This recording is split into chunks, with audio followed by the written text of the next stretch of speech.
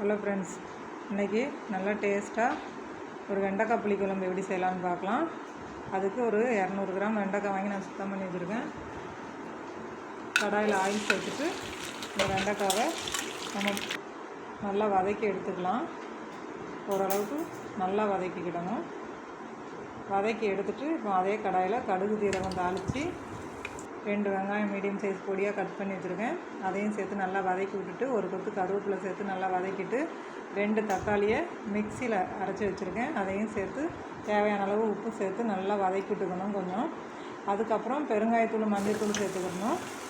தனியாத்தூள் 1 ஸ்பூனு, குழம்பு மிளகாத்தூள் 2 ஸ்பூன் சேர்த்து நல்லா கலந்து விட்டுட்டு அந்த பச்சை வாசனை போகிற அளவுக்கு நல்லா வதக்கி விட்டுறணும்.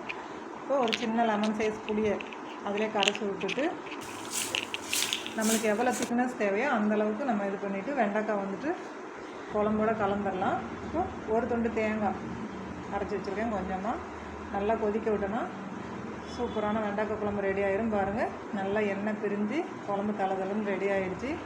இந்த அளவுக்கு நமக்கு ரெடியான உடனே நம்ம அடுப்பு ஆஃப் பண்ணிட வேண்டியதான். இது மாதிரி செய்யுங்க, சுவையாக இருக்கும். எப்படி இருக்குன்னு